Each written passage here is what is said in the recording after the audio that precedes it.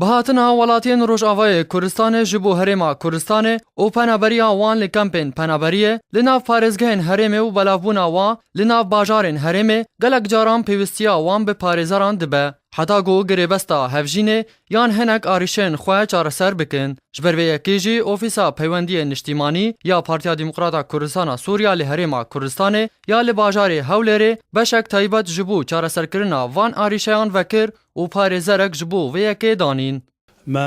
بفرديت ام في بشي تشيكن بشي ياسا كو مديد خلكي ما قالك محتاجي محكمة دبي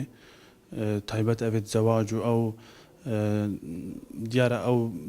قانون كردستاني احتمالا بهمية مادة او اويت نزانن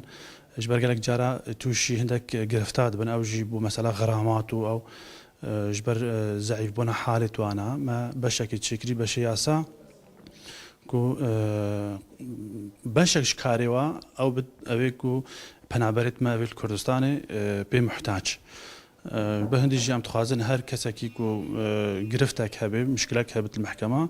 مراجعه مکتبه ما بکتن کو دی او محامیت ما هاتینا دست نشان کرن بکاری توارابت بکاری یاسای به برانبر یعنی مجانا دی کاری واکتن و ام ممنون کو خدمات فی خلکی بکن. پارێزەر یوسف سلێمان dibêje ji ber xirabiya barê aborî yê gelek penaberên Rojavayê Kurdistanê li herêma Kurdistanê û her wiha hinek caran mafê penaberan tê xwarin lewma em bi vî karî rabûne. Em îşê penabera me Rojava em bi rêve dibin mehkema de. Pêşî çend rojekî em min û mamoste Seîd Umar berpirsê nûsînga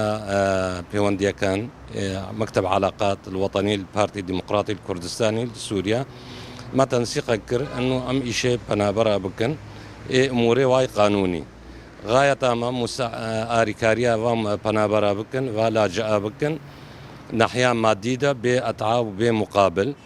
وام خبخشن يعني متبرعا. بگوتنا پارێزەر یوسف ji îro pêde her kesek arîşeyeke yasayî yan her problemeke qanûnî hebe dikare peywendiyê bi beşê wan yê qanûnî di Ofîsa Peywendiyê Niştîmanî yê Partiya Demokrata Kurdistana Sûriya re bike ûewên bê pere kar ji bo wan re bike. û her yekî muamelayê hebe muamela zewacê ya dawena hebin ber muraca'a mektebeye bike وأم خدمتها وادنا وبيت تفرقة وعنصريات وبيك أو فلان حزب يا فلان حزب كي بنابر ماي روجافاي كردستان بي أم خدمتها ويدنا وأم أمي خدمات قانوني جار تقديم كن تشتي المحكمة ده. بفکرنا وی بشه د Ofîsa Peywendiyê Niştîmanî ya Partiya Demokrata Kurdistana Sûriya wê gelek arîşeyên yasayî yên penaberên Rojavayê Kurdistanê li herêma Kurdistanê çareser bike.